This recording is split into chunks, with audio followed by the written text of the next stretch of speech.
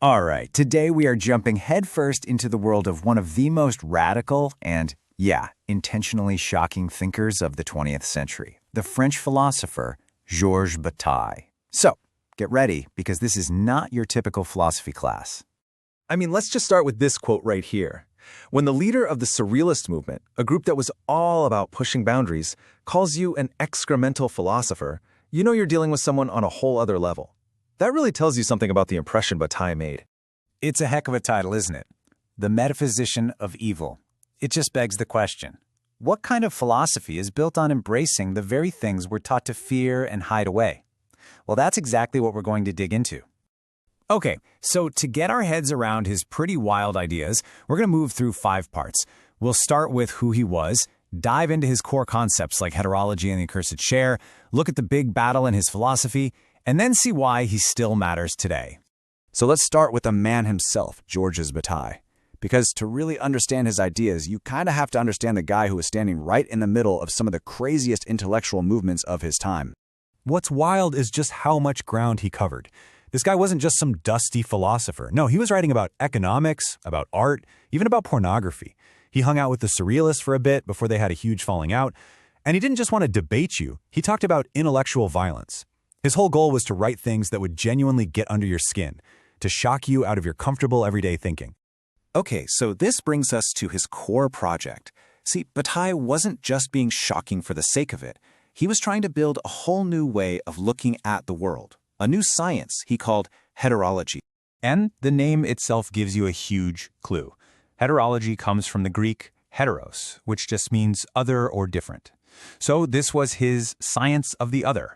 A science dedicated to studying everything our neat and tidy society considers waste or taboo, all the stuff we try to push away.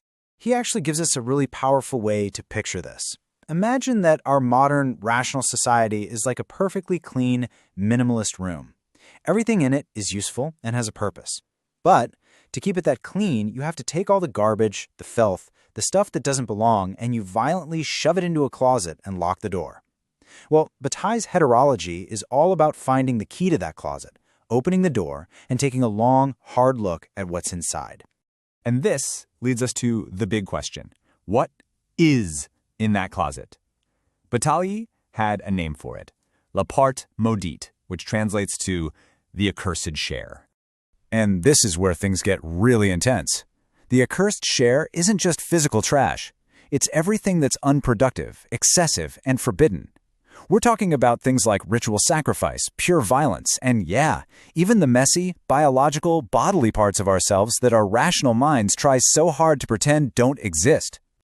So why do we throw these things out? Well, for Bataille, it's pretty simple. You can't have order unless you define what's disorderly. You can't call something clean without pointing to something else and calling it filth. He argued that our entire idea of a rational society is literally built on top of the violent rejection of this accursed part of who we are. This gets us to the absolute heart of the conflict in Bataille's work.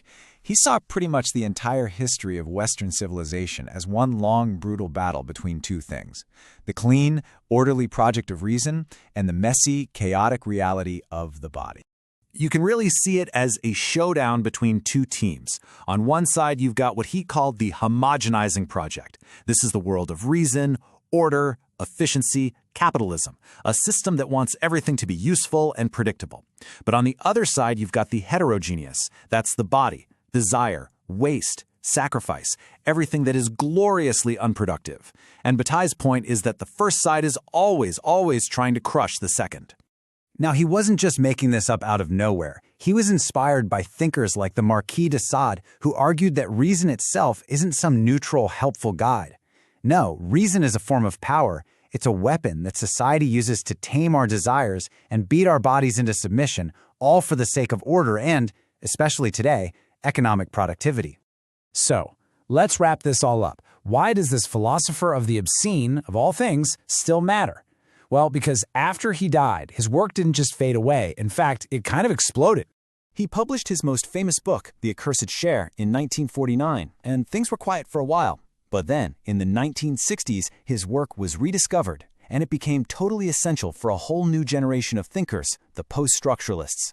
Big names like Derrida, Kristeva, and Baudrillard grabbed his ideas about waste and excess and just ran with them, completely changing the game for philosophy. When you step back, you see that Bataille was part of this bigger tradition, with guys like Nietzsche and Freud who are also poking holes in the idea that reason is king. But what made Bataille so different, so shocking, was his scatological emphasis, his absolute fearless focus on the base, the filthy, the forbidden. And this leaves us with one final kind of provocative thought. Bataille wanted to unleash these suppressed forces, to kick open that closet door. But look around us today. Has the accursed share really been set free? Or has our world just found a way to take all our desires for violence, for excess, for the taboo, put them in a shiny package, and sell them right back to us? It's a question you have to think Bataille himself would have found fascinating.